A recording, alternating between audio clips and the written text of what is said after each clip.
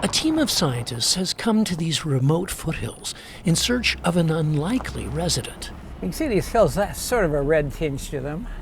Maybe the Rusty Hills would be a better name. This is the last gasp of summer. Grasses are seared brown, trees give up only meager shade, and everywhere, the exposed stream beds are bone dry.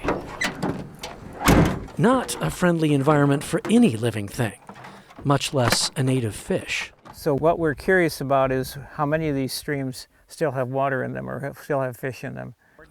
Peter Moyle leads the expedition that is part of a 10-year study to document the status of native fish throughout California. Into the wilds of the habitat. Today's quarry is an endangered minnow, the Red Hills Roach. Okay.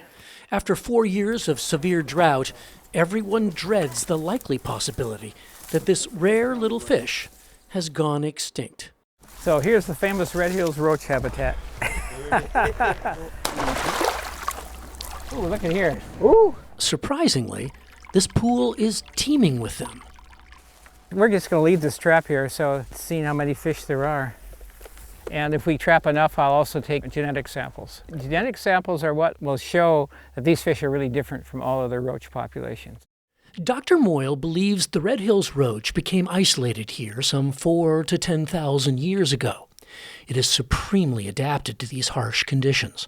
Intermittent streams that can dry into isolated pools, often mere puddles of extremely warm water with very little saturated oxygen. These waterways also course through one of the largest exposures of serpentine rocks in California, picking up a toxic load of minerals along the way. So they're tough fish. They can withstand water quality conditions that most other fish can't survive. Site after site, the roach seem to defy the odds. So these are all roach right here. But this is an unlikely spot, I must admit. The classic Red Hills Roach. What we're seeing here is showing what survivors these fish are. It impresses me that these streams have maintained their flows. It impresses me there are so many roach in these pools. Both the habitat and the fish seem surprisingly resilient. Peter Moyle began studying California's native fish in 1969.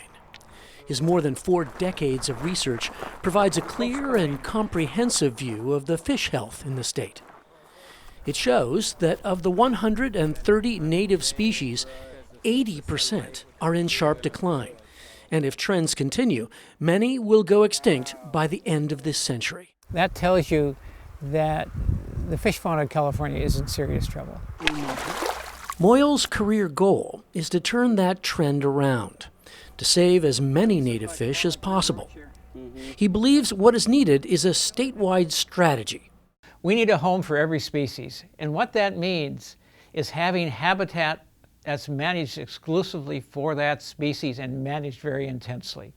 The Red Hills Roach could be the leader in this because it lives in a very limited habitat.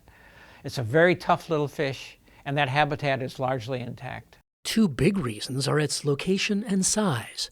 The Red Hills Management Area includes just a pinch over 7,000 acres of public land northwest of Yosemite National Park.